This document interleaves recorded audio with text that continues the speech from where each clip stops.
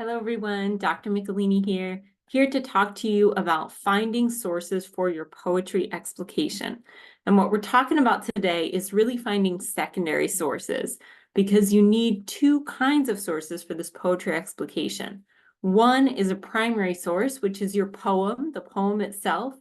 And the secondary source, the second source needed for this is an article, a website, a book, either about the poem itself or about the author or about a theme found in the poem. So it's super open, but you do need another piece of evidence, another source to back up your main interpretation of this poem for the explication. Okay, so let's dive in. The first thing I want to talk about when we talk about finding a secondary source is credibility. We have an information overload right now in our world. The internet is at our fingertips and our phone, and we can find out almost anything in a matter of seconds, right? But that doesn't mean that everything that we find is credible. So what is credibility? Credibility is the quality of being trusted and believed in. It's trustworthiness, knowing that what you're reading or watching or seeing is true and can be trusted, okay? We all look for signs of credibility all the time, but we want to make sure that we're looking for certain types of credibility with the sources that you're using for this poetry explication. For example, if I showed up on these videos and I seemed like I didn't know what I was talking about, and I was wearing my pajamas and I looked all mussed up, I wouldn't look very credible, right? I would look like, well, who is this person? Who is this instructor? What is she doing? And that would not add to my credibility. So the same thing goes when we're looking at websites or sources of information for your poetry explication. You want to make sure that you're looking for things that don't look like they're in their pajamas and they didn't do their hair for the day, or they're not trying to, back up what they say with credible research themselves. Okay. So how do we know if a source is credible besides it wearing pajamas, right? There's a couple of clues for online sources. The reason I'm focusing on online sources is because those are the sources that are most likely to give you trouble, where you might run into something that is not necessarily credible. The URL address or the ending part of a website is going to be a clue as to whether or not that website is reliable. Something ending in a .org means it's an organization that you're on, and usually an organization does not have as much of an ulterior motive. They're looking to put information out there on a topic. .edu stands for education, meaning the website is there for educational purposes. And again, they're not trying to sell you something. They're merely trying to provide information that's reliable. So those kinds of sources are more reliable on the internet. .com sources. .com itself actually originally stands for commercial. And not every website that's a .com is necessarily a commercial now, but it is typically selling you something, whether it's selling you a product or selling you an idea or a way of being or thinking. Generally, there is an angle, right? Something that is behind it. Some .coms are not that way, like some databases that the library purchases might have a .com, but that's because they sell the database to the library.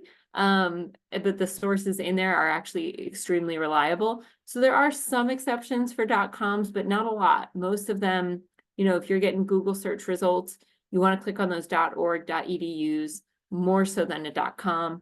A .net is the same way. Anybody can make a .net. There's no vetting process for it. So stay away from those. Okay, there are also library databases. Library databases are more reliable than Google.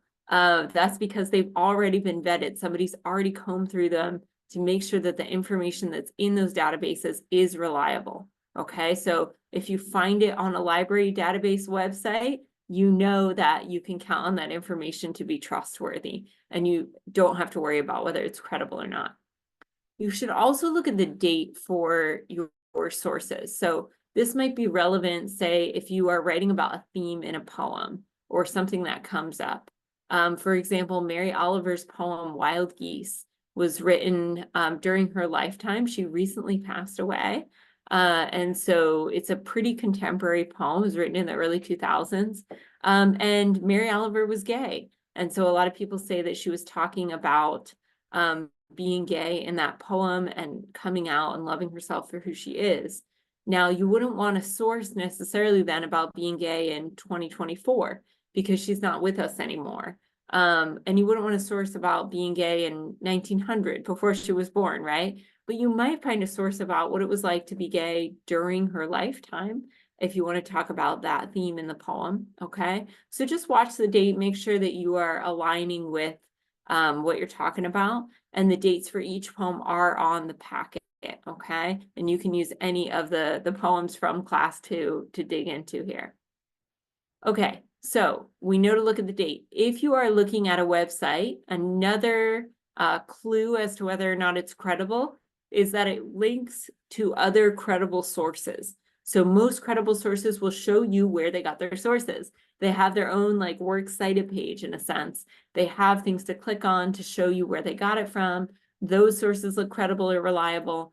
An article or a website with no other sources, they're not mentioning anything about where they got their info, it's a little bit shady, right? I don't know that I would trust it right off the bat. I'd have to look into it. Also, the author themselves should be credible. So if you're looking at random websites, the author is usually listed, or it could be the organization, the website itself. But either way, you want to make sure that it's a credible source themselves. Sometimes with unreliable websites, the author's name will look really weird, such as like it won't have a real name. It'll be like written by snail mail or something, like some sort of pseudonym, right? That's not somebody's name that you could look up and look up information on, okay? All right, so another note about primary and secondary sources. I know I mentioned this briefly, but I definitely want to go through this to make sure we understand. Primary sources are firsthand or direct information.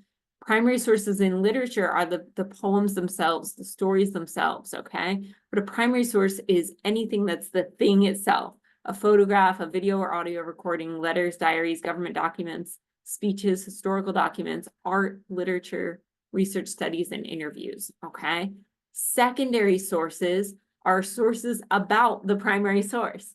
So secondary sources are the other thing that you need for this explication. You need the primary source, the poem, and you need one secondary source, okay? And that secondary source can be directly about the poem.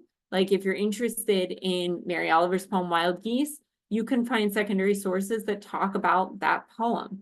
But if you're not interested in that and you're interested in a theme within the poem, let's say another theme is nature, you could find a website on how nature is very healing, and opens us up and helps us mentally with our mental health, right? And that's also another theme of that poem. So you might go in that direction, and that would be more of a website. It's a secondary source about probably a study done on mental health and nature, but so it counts, but it doesn't have to be about the poem itself. Okay. So some sources for your poetry explication podcast include the following. Poetry Unbound. You're familiar with this one because you already listened to a podcast on here. If you want to listen to one of Padraig Ó Tuama's podcasts on a poem from class, there are sometimes some overlap there, where a poem that I've assigned, he also unpacks here on this podcast site. You can do that, but you want to be really careful with that because remember, you yourself are doing a podcast and you don't want to plagiarize. So you would just want to take like one little part of it and the rest of the information would be different. There's also this site, Modern American Poetry, okay? And this is a site that goes over famous poets and gives you a little bit of information about them. So if you're interested in looking up a famous poet and about them, you can do that here. This website is poets.org. This will give you, again, a little bit of information about poets or poems that are contemporary, like the ones that we're reading. And then Poetry Foundation. This is super contemporary. This is Poetry Magazine, puts out a magazine monthly. And so every month there's new poems, new folks on here. And you might be able to find some information about a poet on here, such as like Heji Choi. She's on there. Her poem Salvage was published on there. So you can find a little bit of information that way. Again, you can also explore the theme of the poem through another reliable site. Remember that one or more secondary sources are needed and only one primary source is needed, which should be your selected poem. Okay? I hope that helps get you started. If you have any questions, please don't hesitate to reach out. Have a great day.